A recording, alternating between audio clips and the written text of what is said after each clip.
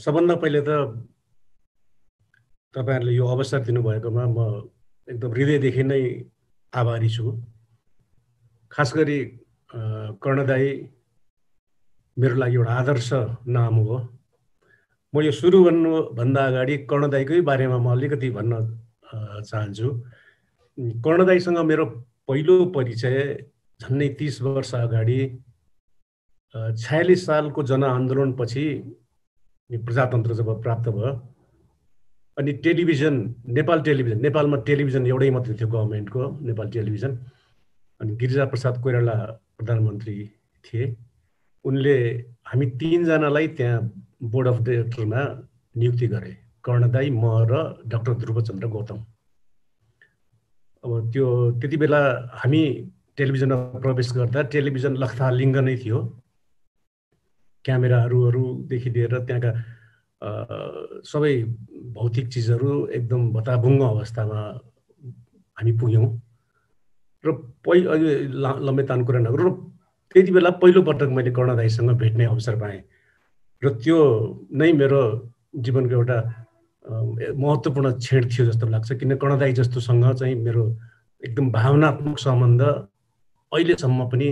र त्यो टेलिभिजनको पहिलो मिटिङमा हामी थियौँ र त्यो मिटिङको एजेन्डा मध्ये एउटा एजेन्डा के थियो भन्दाखेरि टेलिभिजनले नेपालगञ्ज, नवलपरासी, कता कता हो 4-5 वटा भवनहरू निर्माण गर्ने भनेर त्यहाँ एजेन्डा आएको थियो। अनि अब हामी चाहिँ म त बेसिकली त्यो साहित्य कलामा लाग्ने मान्छेहरूलाई यो बिजनेसको कुरा थाहा हुँदैन। कर्णदाईले के भन्नुभयो त्यहाँ भने, अब यो भवन बन्न लागेको छ करोडौँ रुपियाँको, यहाँ कमिसन आउँछ ठेकेदारको, त्यो कमिसन कहाँ छ, कसले खान्छ, खै यता ल्याऊ त्यो कमिसन। अब त्यो कमिसन चाहिँ कसैको गोजीमा जाने होइन, यहाँ के अरे कर्मचारीको हितमा त्यो खर्च गर्ने भन्नुभयो। त्यो कमिसन आउँछ भन्ने कुरा हामीलाई थाहा पनि थिएन। र त्यो कमिसन चाहिँ त्यो टेलिभिजनका कर्मचारीहरूको चाहिँ लागि हामीले बिमा को लागि त्यो राख्दियौँ। र यसरी एउटा चाहिँ मलाई लाग्छ त्यो चाहिँ एउटा सानो कुरा भए पनि त्यो निकै ठुलो कुरा थियो। पहिलो भेटमै, पहिलो मिटिङमा नै उहाँको यो उसले त मलाई अत्यन्तै प्रभाव पार्यो। अब यसको हामी 2 वर्षसम्म त्यहाँ बस्यौँ। दाइसँग त धेरै कुराहरू छ, कुनै दिन यो गरौँला। कर्णदाई, म वास्तवमै एकदमै तपाईसँग बस्दा कि ऊर्जा, एक प्रकारको ऊर्जा आउँछ। त्यो ऊर्जा कस्तो हुँदो रहेछ भन्दाखेरि यो हाम्रो समाजमा 2 प्रकारका मान्छेहरू हुँदो रहेछन्। एउटा सकारात्मक र नकारात्मक किसिमका मानिसहरू। त्यो सकारात्मक, र म जहिले पनि के भन्छु भने नेपालमा बिग्रेको छैन, असल मानिसहरू पनि केही बाँकी छन्। र ती असल मानिसहरूमध्ये प्रथम श्रेणीमा कर्णदाई पर्नुहुन्छ। दाइ, तपाईँलाई कोटी कोटी नमस्कार छ। अब अनि मैले कर्णदाईलाई अघि मात्रै फोन गरेर, दाइ के बोल्ने हो, खै मैले अस्तिको पटक हाम्रो दाइले लिखित रूपमा पढ्नुभएको मैले यो शनिबार देखेँ। अब मैले लेखेको पनि छैन। दाइलाई के बोल्ने भन्दाखेरि दाइले केही 2-3 कुराहरू, तिमीबाट चाहिँ म रङ्गमञ्चको कुराहरू र अभिनयका कुराहरू, थिएटर र सडक नाटक कसरी आयो आदि इत्यादि बोल भन्नुभएको। म त्यसमै बढी फोकस गर्छु। 30 मिनटभित्र म आफ्नो कुराहरू सक्ने कोसिस गर्छु। पहिलो त के भने म आएको ठाउँ, म काठमाडौँमा आएको ठाउँ चाहिँ कहाँबाट आएँ, कसरी आइपुगेँ, त्यसको अलिकति ब्याकग्राउन्ड भन्नुपर्छ जस्तो लाग्छ। म काठमाडौँमा पहिलो पटक आइपुग्दाखेरि त्यो 30 को दशकमा आउँदाखेरि अनि मलाई जहिले पनि खालि भक्तपुर जान मन लाग्थ्यो। त्यो किन भन्दाखेरि मेरो जिजुबुवा, मेरो बाल्यकाल जिजुबुवाको काखमा बित्यो। जिजुबुवा 90-95 वर्षमा जीवित हुनुभयो र उहाँले जहिले पनि मलाई हाम्रो पुर्खाहरू भक्तपुरबाट आएको बुझ्यौ भनेर भन्नुहुन्थ्यो। धनकुटामा मेरो बाल्यकाल धनकुटामा बितेको। भक्तपुरबाट आएको हाम्रो पुर्खाहरू, तिमी एकपटक भक्तपुर जानै पर्छ भन्नुहुन्थ्यो जहिले पनि। त्यो भक्तपुर भन्ने चाहिँ यहाँ दिमागमा यसरी पस्यो कि भक्तपुर चाहिँ हेर्नुपर्छ, जानुपर्छ भनेर लागिरह्यो। तर काठमाडौँ आएपछि म भक्तपुर जाँदाखेरि पहिलोपटक भक्तपुरमा जात्राको बेला थियो। म छक्कै परेको थिएँ। त्यो छक्क किन परेको थिएँ भने उस्तै घर, धनकुटामा जस्तो घर थियो, घरहरूको डिजाइन पनि उस्तै, अनि त्यो जात्राहरू पनि उस्तै। गाई जात्रा, इन्द्र जात्रा, गोरु जात्रा जे हुन्छ धनकुटामा सेम त्यस्तै भइरहेछ र मानिसहरू पनि उस्तै, अनुहार पनि उस्तै। अनि त्यहाँ घरको पेटीहरूमा बसेर हुक्का खाइरहेको दृश्य सेम धनकुटामा जस्तै छ। भक्तपुरमा त्यस्तै देखेँ। भक्तपुरको सानो मिनिएचर चाहिँ धनकुटा जस्तो लाग्यो। यो के भयो, किन यो असङ्गो लागेको मलाई, कसरी मिल्न गयो, कहाँ धनकुटा कहाँ भक्तपुर। अनि म लगातार त्यहाँको जात्रा हेरेँ मैले। जात्रा पनि उस्तै छ। जात्राका चाहिँ जुन त्यो स्ट्रक्चरहरू, जात्राका प्रकारहरू सबै उस्तै छन्। अनि बल्ल लाग्यो पृथ्वीनारायण शाहले नेपाल एकीकरण गरिसकेपछि अन्तिम एट्याक भक्तपुरमा गरेछन् र रणजित मल्ल, अन्तिम राजा, भक्तपुरको अन्तिम राजा रणजित मल्ल पराजित भयो पृथ्वीनारायण शाहबाट। र रणजित मल्ल चाहिँ पृथ्वीनारायण शाहको मितबुवा भएको नाताले पृथ्वीनारायण शाहले अब तपाईँलाई म मार्न सक्दिनँ, तपाईँ मेरो मितबुवा हुन्छ, कुनै एउटा ठाउँ लिनुहोस्, रोज्नुहोस्, म तपाईँलाई दिन्छु भन्दा रणजित मल्लले होइन, मलाई काशी पठाऊ भनेछन्। र हुलमुल साथ काशी गए रणजित मल्ल।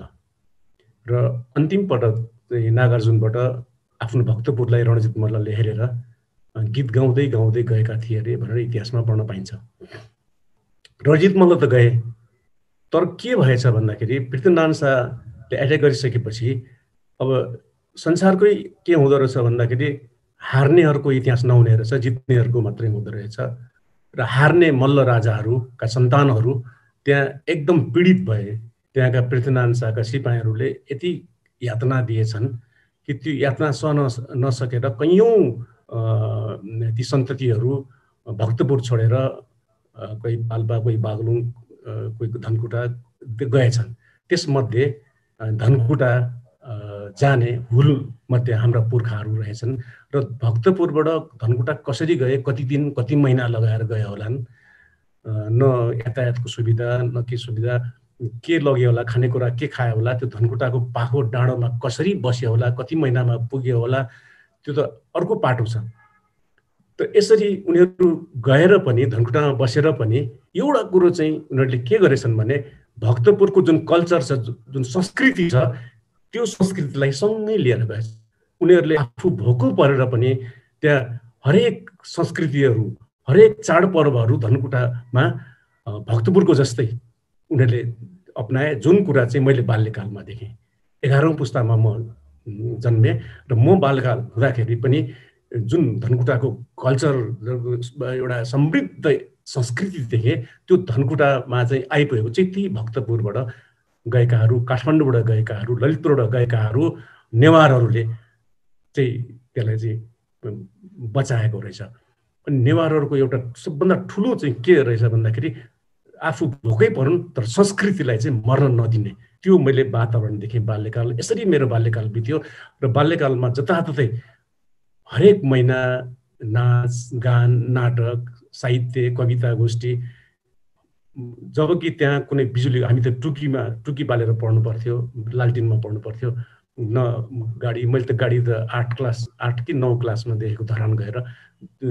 त्यस्तो अवस्थामा पनि धनकुटामा त्यो समृद्ध संस्कृति थियो र हरेक महिना त्यो नाचगान भइरहन्थ्यो। 3-4 महिना, 6-7 महिनामा नाटकहरू भइरहन्थ्यो। त्यसमै हुर्केकोले मलाई त्यो नाटकप्रति एकदमै रुचि भएछ बाल्यकालदेखि नै, एउटा कुरा। दोस्रो कुरा चाहिँ मेरो बुवाको, म जहिले पनि सम्झन्छु, मेरो बुवा अहिले त हुनुहुन्न, उहाँबाट मैले के प्रेरणा पाएँ भने उहाँ चाहिँ, उहाँको अगाडि म त केही पनि होइन, उहाँ दार्जिलिङबाट त्यो अङ्ग्रेज टाइममा उहाँले चाहिँ म्याट्रिक पास गर्नुभएको, त्यसपछि कलकत्तामा पनि पढ्नु भएछ। अनि उहाँ भाषा मात्रै 6-7वटा भाषा बोल्नुहुन्थ्यो। धनकुटामा जानेहरू चाहिँ विदेशीहरू गयो भने अङ्ग्रेजी पनि बोल्नुहुन्थ्यो, फ्रेन्च पनि बोल्नुहुन्थ्यो, संस्कृत पनि बोल्नुहुन्थ्यो, बङ्गाली पनि बोल्नुहुन्थ्यो। अद्भुत हुनुहुन्थ्यो उहाँ। अनि उहाँलाई थाहा नभएको केही पनि थिएन। अनि उहाँले चाहिँ के भने ढुङ्गाहरू, सानसानो ढुङ्गाहरू नेपालभरिको सानसानो ढुङ्गाहरूको चाहिँ यति धेरै कलेक्सन छ हाम्रो घरभरि। त्यो पत्थरहरू, त्यो पत्थरको चाहिँ कुन पत्थरले कति काम गर्छ, नेपालमा यस्तो पत्थर कति छन्, यसको करोडौँको भ्यालु छ भनेर उहाँले घरभरि त्यो पत्थरै पत्थर ढुङ्गा थुपार्नु भएको थियो। एक दिन राजा वीरेन्द्र चाहिँ धनकुटाको भ्रमण जाँदाखेरि छक्क परेर घरमा त्यो हेर्दाखेरि छक्कै परेर तिमीलाई मैले के गर्नुपर्छ भनेर पनि भनेका थिए। अनि उहाँले के भन्नुहुन्थ्यो नि, अब यो पत्थरको म चाहिँ व्यापार गर्छु, यो पत्थरहरूको चाहिँ म किताब लेख्छु भन्नुहुन्थ्यो। अनि अब उहाँले चाहिँ अब गर्नुहुन्छ होला भनेको चाहिँ 6 महिनापछि हाइड्रोको कुरा गर्नुहुन्थ्यो।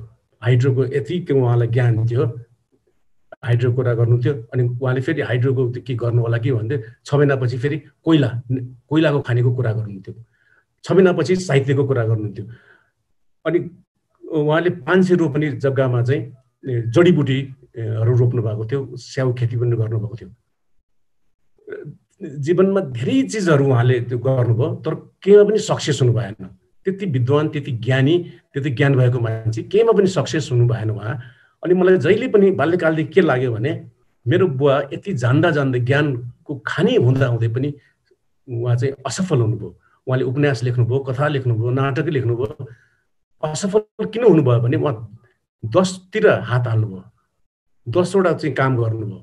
अनि मलाई के लाग्यो भने बाल्यकालदेखि नै एउटा जिन्दगीमा एउटै मात्रै काम गर्नुपर्ने रहेछ, एउटै मात्रै चिजमा चाहिँ लागेर जिन्दगीभर त्यसैमा समर्पण गर्नुपर्ने रहेछ।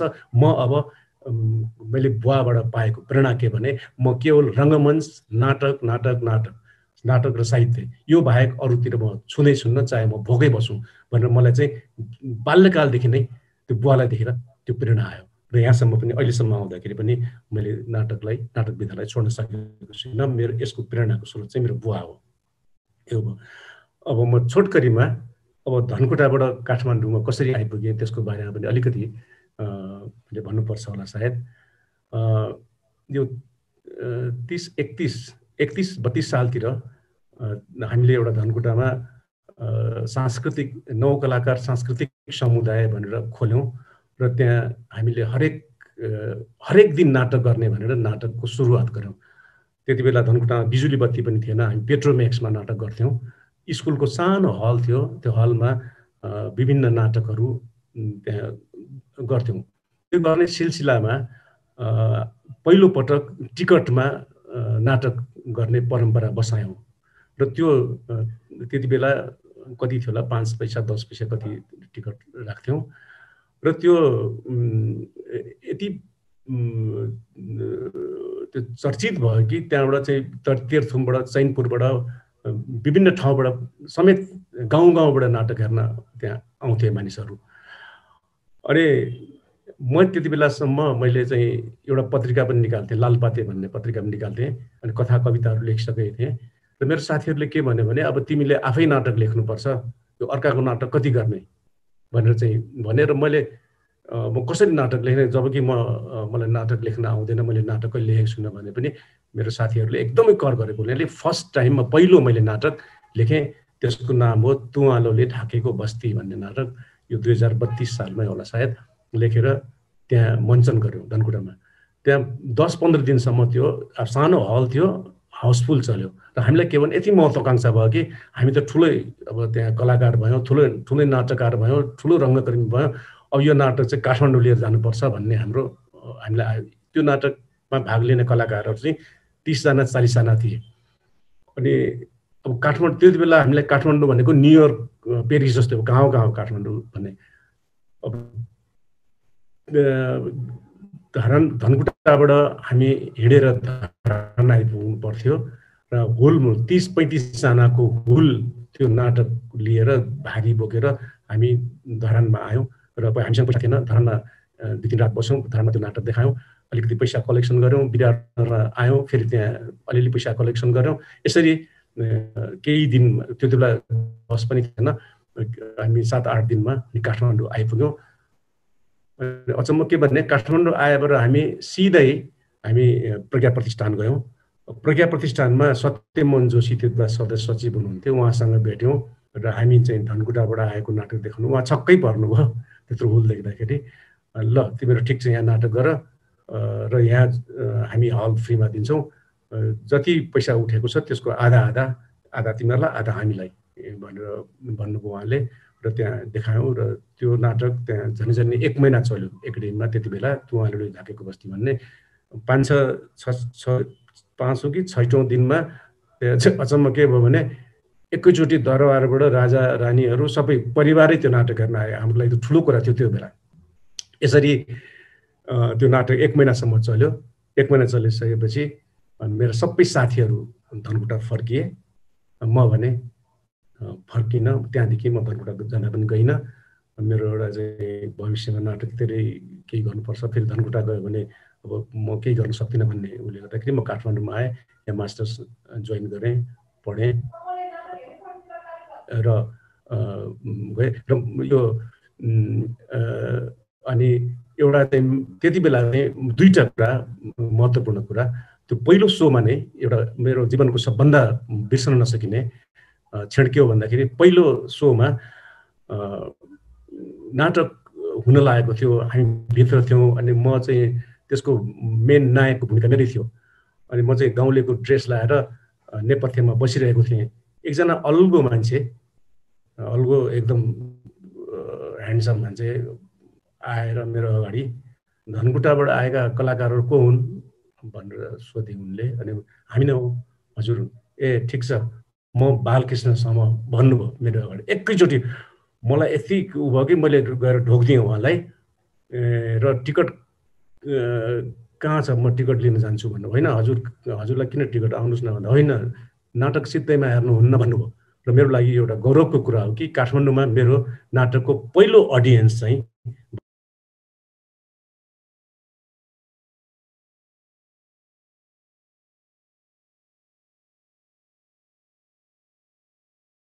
यस्तो नाटक पनि लेख्ने हो, यो नाटक त यस्तो ट्रेडिसनल नाटक, यस्तो परम्परागत नाटक, यति पुरानो नाटक देखाउने हो, कहाँबाट कहाँ पुगिसक्यो, आधुनिक नाटक, मोडर्न ड्रामा लेख, यस्तो नाटक लेख्ने हो भनेर मलाई एकदम हपारे। यिनी को रहेछन् भन्दाखेरि उनी चाहिँ नाटककार विजय मल्ल रहेछन्। अनि सबैले प्रशंसा गरे, तर उनले चाहिँ यो भएन, यो नाटक तिमीले यस्तो मोडर्न नाटक गर भने। म धनकुटाबाट आएको, गाउँबाट आएको बिचरालाई के थाहा मोडर्न क्या हो, मोडर्न भनेको आधुनिक भनेको के हो। यस्तो भयो कि यदि विजय मल्लले त्यति नभनिदिएको भए सायद मेरो फड्को नाटकको विधामा अगाडि सर्दैन थियो होला। यो कुरा यति चाहिँ भनेर अब यति लम्बेतान कुराहरू किन गरौँ। यसपछि मैले चाहिँ के भयो भने काठमाडौँमा टियुमा मैले नेपाली भाषा साहित्यमा म पढ्थेँ। अनि मेरो लागि अर्को वरदान के भन्दाखेरि युनिभर्सिटीमा हल थियो, त्यहाँ त्यो हल देखेपछि त्यहाँ मैले नाटक गर्न मन लाग्यो र मैले क्याम्पससिपलाई भनेर भन्दा कि उहाँले मलाई त्यो हल, तिमी जतिखेर चाहन्छौ गर नाटक भनेर त्यहाँ भन्नुभयो। र पहिलो नाटक त्यहाँ अर्को नाटक हामीले त्यहाँ गऱ्यौँ। र त्यो नाटकमा चाहिँ सानो नाटक थियो, छोटो। हाम्रो विमल कोइराला सचिव पनि भएपछि विमल र हामीसँगै पढेको विमल र मैले एउटा नाटक गऱ्यौँ त्यहाँ। अनि त्यो नाटक चाहिँ कस्तो थियो भन्दाखेरि पञ्चायतको टाइम थियो, अलिकति हामीले मन्त्रीहरूलाई गाली गरेर त्यो नाटक त्यहाँ अलिक आलोचना गरेर गर्दै थियौँ। अचानक त्यो नाटक गर्दा गर्दै बिचमै पर्दा बन्द भयो, भक्का हामीलाई पिट्न थाल्यो। कसले पिट्यो थाहा भएन, पञ्चायतलाई विरोध गर्ने गधाहरू भन्दै हामीलाई यति पिट्यो कि रगतमै पारिदियो। त्यति बेलाका मण्डलीहरूले पिटेको रहेछ। अनि त्यो घटनापछि चाहिँ अनि एक प्रकारको विद्रोह एकदम जाग्यो र अब चाहिँ राजनैतिक नाटकहरू मात्र लेख्नुपर्छ भन्ने जस्तो लाग्यो। र लगातार त्यहाँ अरू धेरै नाटकहरू हामीले गऱ्यौँ। त्यो अब यहाँ अहिले म यो छोटो समयमा त्यसको वर्णन नगरौँ। तर एउटा कुरो म गर्छु, जब मेरो एमए मेरो पढाइ सकियो सकेको दिन मलाई अझै याद छ कि होस्टेलको अगाडि चौरमा म डङरङ्ग पल्टिएँ र मलाई के लाग्यो भने मेरो भविष्य अब के होला, म कहाँ जाउँ अब म धनकुटा फर्क्यौँ कि यहाँ बसौँ। धनकुटा फर्क्यौँ, मेरो जीवन अब त्यहाँ त गाउँमा केही हुन सक्दैन, मेरो जुन इच्छा मेरो यो रङ्गमञ्चमा साहित्यमा लाग्ने, र काठमाडौँमा यहाँ बसौँ। नाटक गर्नको लागि एउटा यो हल चाहियो, लाइट साउन्ड म्युजिक अनेक चाहियो। नाटक भनेको एउटा एउटा व्यक्तिले गर्ने कुरा होइन, यसलाई चाहिँ कलेक्टिभ चाहियो। अब यसलाई आर्थिक चाहियो। अब यो त सम्भवै छैन मबाट। त्यति बेला हल हाम्रो लागि त हल भाडा भनेको त एकदमै अब त्यो असम्भव जस्तो थियो। के गर्ने, म फर्किने धनकुटा कि बस्ने? म कैयौँ दिनसम्म मलाई त्यो कुराले एकदमै छोइरह्यो र मैले निर्णय गरेँ कि म काठमाडौँ बस्छु, धनकुटा फर्किदिनँ, यहीँ बस्छु, यही नाटक गर्छु। तर कसरी त? अनि त्यस बेला अनि बल्ल मलाई मेरो चाहिँ सायद मेरो ईश्वरले मलाई त्यही त्यसै कारणले पठाएको थिए होला। मलाई के लाग्यो भने मैले विकल्प रोज्नुपर्छ। विकल्प भनेको नाटक हलमै देखाउनुपर्छ र नाटकको लागि के लाइट साउन्ड म्युजिक नै चाहिन्छ, नाटकको लागि भव्य भव्य सेटिङ नै चाहिन्छ र यी बिना पनि त नाटक हुनसक्छ कि अल्टरनेटिभ के यसमा के हुनसक्छ, विकल्प के हुन्छ? त्यो विकल्प को खोजी गर्दा गर्दै मलाई के लाग्यो भन्दाखेरि नाटक भनेको चाहिँ यो इमोसनको एक्सप्रेसन नै हो, त्योभन्दा अरू होइन। जुन भावको प्रकटीकरण नै नाटक हो। र यसको लागि नाटक त जहाँ पनि त हुनसक्छ, खेतको डिलमा हुनसक्छ, कुनै पनि खुला ठाउँमा हुनसक्छ, छतमा हुनसक्छ, कोठामा हुनसक्छ, किन यो यतातिर नजाने भन्ने त्यो मलाई चाहिँ एकदमै मनभरि त्यो थाहा छैन कहाँबाट आयो त्यो विचार। त्यसपछि अनि सिम्पल नाटकहरू लेख्न आएछ। सिम्पल नाटकहरू जहाँ चाहिँ हाम्रा चाहिँ बढी मुभमेन्टका कुराहरू चाहिँ बढी आउँछन्, त्यसैको सिलसिलामा अनि सडक नाटकको कन्सेप्ट आयो। मैले एउटा नाटक लेखेँ, हामी बसन्त खोजिरहेछौँ भन्ने। त्यो बेला कडा सेन्सरसिप थियो। कुनै पनि नाटक देखाउनुभन्दा अगाडि सिडिओ कार्यालयमा त्यो नाटकको स्क्रिप्ट चाहिँ सेन्सरको लागि दिनुपर्ने हुन्थ्यो। अनि दिँदाखेरि त्यहाँ हाम्रो नाटकको चाहिँ स्क्रिप्ट हेर्ने त्यहाँ खरदार मुखियाहरू हुन्थे। उनीहरूले चाहिँ अलिकति पनि पञ्चायतलाई या त्यति बेलाका सत्तालाई चाहिँ अलिकति गाली गरेको देख्यो भने त्यो रातो मसीले काटिदिन्थ्यो। त्यो बोल्नु हुँदैन थियो, बोल्यो भने सिधा लिएर जान्थ्यो। अनि त्यस्तो अवस्थामा सिम्बोलिक नाटकहरू लेख्नु जरुरी थियो। त्यही सन्दर्भमै हामी बसन्त खोजिरहेछौँ नाटक लेखेँ। र त्यो नाटक चाहिँ हामी बसन्त खोजिरहेछौँ अर्थात् त्यति बेला चाहिँ बसन्त चाहिँ प्रजातन्त्रको प्रतीकको रूपमा लिएको थियौँ। र त्यो नाटक अब हलमा अघि नै भने कि हल भाडा महँगो, हामी तिर्न असम्भव। एक त अर्को चाहिँ पुलिस प्रशासनको चाहिँ जहिले पनि पुलिस प्रशासनले चाहिँ नाटक गर्नै नदिनेको अवस्था, त्यो अवस्था भएकोले अब त्यसको विकल्पको रूपमा चाहिँ अनि सडकलाई रोज्यौँ। त्यो सडक भनेको के भने एक्सपेरिमेन्टलको रूपमा चाहिँ हामीले त्यसलाई चाहिँ किर्तिपुरको चौरमा देखायौँ। किर्तिपुरको चौरमा देखाउँदाखेरि एकदमै पपुलर भयो भनौँ न। त्यो किर्तिपुरमा देखाउनुको कारण के थियो भन्दाखेरि विद्यार्थीहरूको समूहमा देखाउँदा हामीलाई एउटा चाहिँ हामी ढुक्क हुने स्थिति हुन्थ्यो, किनभने पुलिसहरूबाट त्यो रोकिन्थ्यो। पुलिसहरूसँग चाहिँ जहाँ पाए नाटक देखाउँथ्यो, क्याम्पसमा देखाउँदाखेरि चाहिँ विद्यार्थी नै हाम्रो चाहिँ पर्खाल भइदिन्थे। त्यस कारणले हामीले किर्तिपुरमा देखायौँ। पछि त्यहाँ सक्सेस भएपछि त्यो नाटक धेरै ठाउँमा देखायौँ र धेरै ठाउँमा चाहिँ देखाउने सन्दर्भमा धेरै जिल्लामा गयौँ पनि। अब धेरै पटक पक्राउ पनि पर्यो, धेरै ठाउँमा पुलिसहरूले चाहिँ हामीलाई समाए पनि। तर जे होस्, यसरी सडक नाटक सुरु भयो। अघि कर्ण दाइले चाहिँ सडक नाटक कसरी सुरु भयो, कसरी तिमीहरूले चाहिँ सडक नाटक सुरु गर्यो भन्नेको सन्दर्भमा मैले यो भनेको हुँ। अनि म अब यो पछि कति मिनट टाइम छ अब प्रवीण बाबु? हजुर सर, हजुरको लागि अलिकति अझै छ, 15 मिनट जति गर्दा हुन्छ होला। हजुर 15 मिनट जति। अब यो अर्को कुरा अर्को पार्ट हो। म चाहिँ एक्टिङको अब यसमा चाहिँ मेरै कुराहरू बढी भने मैले अब म अभिनयको सन्दर्भमा केही कुराहरू गर्न चाहन्छु। मलाई त्यो के छ भने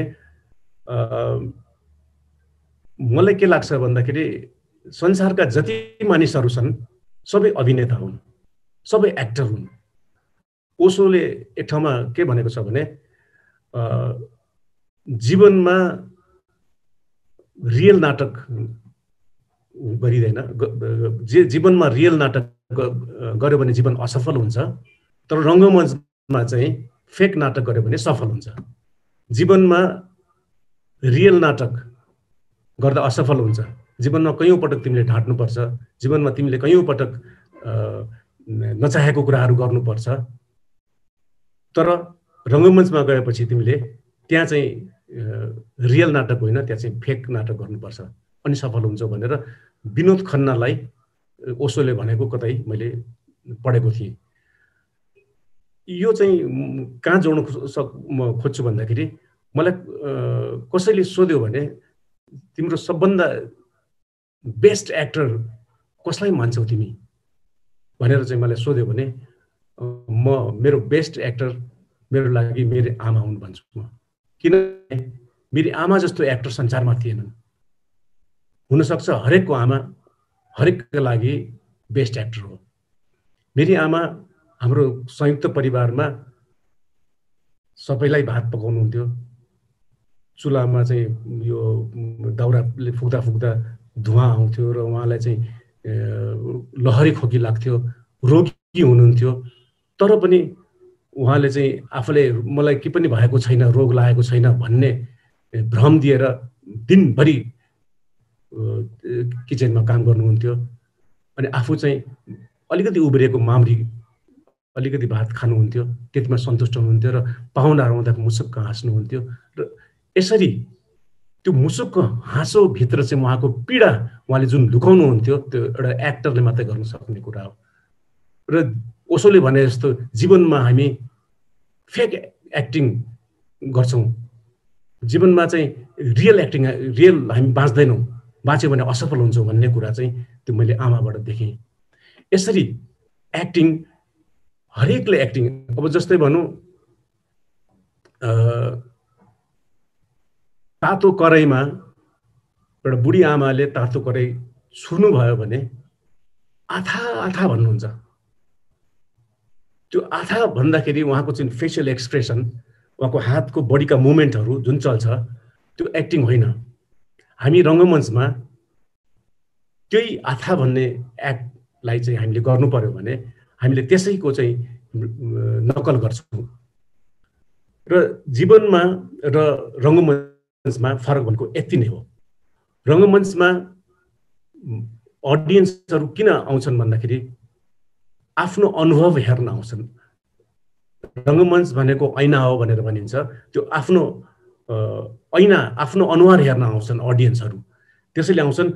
र 1 घन्टाभित्र 1.5 घन्टाभित्र जब अडियन्सहरूले नाटक हेर्छन् त्यसपछि उनले आफ्नो कुरो त्यहाँ पायो भने सन्तुष्ट भएर जान्छन्, आफ्नो कुरो पाएन भने उसलाई त्यो सन्तुष्ट नहुन सक्छ। अब यो मैले किन जोड्न खोजेको भने एक्टिङ भनेको एउटा यस्तो चिज रहेछ कि हामी सबैले अनिवार्य सिक्नै पर्ने रहेछ। खास गरी स्कुलहरूमा बालबच्चाहरूले पनि सिक्नै पर्ने कुरा रहेछ। यो एक्टिङले चाहिँ के गर्छ भन्दाखेरि कन्फिडेन्ट डेभलप हुँदो रहेछ। र केटाकेटीहरूलाई पनि हामीले एक्टिङ सिकाउन सक्यौँ भने, थिएटरमा चाहिँ उनीहरूलाई चाहिँ इन्भल्भ गराउन सक्यौँ भने, चाहे जुनसुकै प्रोफेसनमा जाउँ, चाहे टिचरमा जाउँ, चाहे टिचिङ पेसामा जाउँ, चाहे चाहिँ आर्मीमै जाउँ, चाहे चाहिँ त्यो व्यापारी नै हौँ, चाहे उद्योगपति नै हौँ, उसलाई चाहिँ त्यो भित्रबाट जुन एउटा उत्साह, इनर्जी र जुन कन्फिडेन्टको चाहिँ वातावरण आउँछ त्यो चाहिँ एक्टिङले सिकाउँछ, थिएटरले सिकाउँछ। र एउटा एकपल्ट थिएटरमा चाहिँ थिएटरको चाहिँ अनुभव भइसकेको व्यक्ति कुनै पनि प्रोफेसनमा सक्सेस हुन सक्छ भन्ने चाहिँ मलाई लाग्दछ। यसैले यो अघि कर्णदायसँग लामो कुरा भयो फोनमा, उहाँले पनि के यही कुरा भन्नुभयो कि अब तिम्रो थिएटरमा चाहिँ गएको अनुभव बाहिर चाहिँ त्यो थिएटरको चाहिँ आर्टिस्टहरूले चाहिँ बाहिर जाँदाखेरि कस्तो किसिमको अनुभव गरेका छन् यसको बारेमा बोल भन्नुभएको थियो।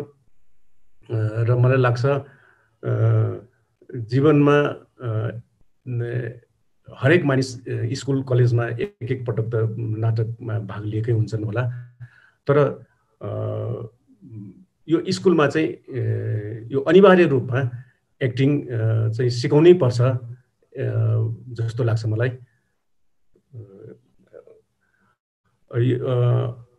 अब यो क्वेसन एन्सर पनि हुन्छ होला, तर अब अन्तिममा चाहिँ म एउटा अर्को कुरा म भन्न चाहन्छु। अब त्यो के भन्दाखेरि एक्टिङ के हो त वास्तवमा, एक्टिङ कसरी गरिन्छ एउटा नयाँ पुस्तालाई यो कौतूहलता हुने गर्छ। अनि यो एक्टिङ भनेको मेरो विचारमा चाहिँ अरू केही पनि होइन, हाम्रो इमोसनको यो प्रकट हुनु नै एक्टिङ हो। जब इमोसन हाम्रो भाव चाहिँ उद्वेलित हुन्छ र त्यो चाहिँ हाम्रो बडी शरीरद्वारा बाहिर प्रकट हुने गर्छ। र त्यो चाहिँ म बाहिर जाँदाखेरि, विदेशतिर जाँदाखेरि पनि त्यहाँ म सोध्ने गर्छु कि विदेश साथीहरूलाई पनि, कि विद्यार्थीहरूलाई पनि म सोध्ने गर्छु एउटै कुरा कि इमोसन्स जुन हाम्रो मनमा छ, इमोसनहरू छ, त्यो इमोसन कतिवटा हुन्छ त भन्दा उनीहरू छक्क पर्ने गर्छ। तर हामी कहाँ आजभन्दा हजारौँ वर्ष अगाडि मलाई लाग्छ दोस्रो तेस्रो चौथो शताब्दीतिर आचार्य भरत मुनिले भरत नाट्यशास्त्र भनेर लेखेको थियो। त्यति बेला चाहिँ न स्कुल, न कलेज, न चाहिँ लाइब्रेरी। त्यो बेला आचार्य भरत मुनिले नाट्यशास्त्र भनेर लेखेका थियो पुस्तक।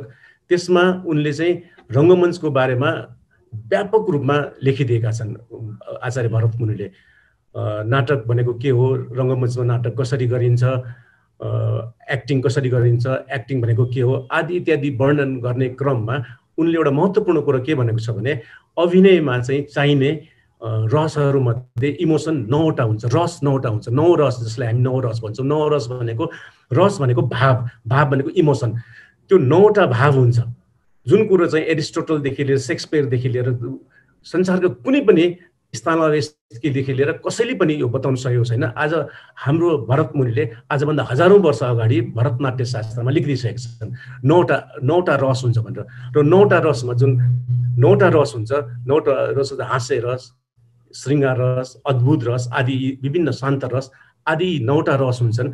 त्यो 9वटा रस भनेको 9वटा भाव हुन्छ। त्यही 9वटा भावलाई प्रकट गर्यो भने एउटा राम्रो, एउटा सक्सेसफुल, एउटा राम्रो एक्टर भन्न सक्छ भनेर 9वटा रसको वर्णन गरेका छन्। अब त्यो उनले त्यो क्रममा चाहिँ उनले के भनेका छन् भने जस्तै हरेक रसको बारेमा, त्यो रस कसरी निकाल्ने त, जस्तै क्रोध भयो, क्रोध कसरी निकाल्ने, एउटा एक्टरले त्यो क्रोध हामी धेरै पटक रिसाउँछौँ, धेरै पटक चाहिँ रिसाउँछौँ, रिसका आवेगहरू हामीले चाहिँ प्रकट गर्छौँ। तर रङ्गमञ्चमा गएर त्यो एउटा एक्टरले कसरी त्यो क्रोध निकाल्ने त भन्दाखेरि उनले दाँत किर्ने, मुठी कसने, अनि आँखा ठुलो पार्ने भनेका छन्। यसरी नै शान्त रस कसरी गर्ने त, शान्त भावमा गर्ने। र विभिन्न रसमा चाहिँ विभिन्न चाहिँ प्रकारले यो भाव कसरी प्रकट गर्ने भन्ने कुरा चाहिँ उनले चाहिँ भरत मुनिले बताएका छन्। र त्यो बताउने क्रममा उनले बडी मुभमेन्टको चाहिँ यो चाहिँ शारीरिक क्रियाहरूको बारेमा विस्तृत रूपमा वर्णन गरेका छन् भरत नाट्यशास्त्रमा।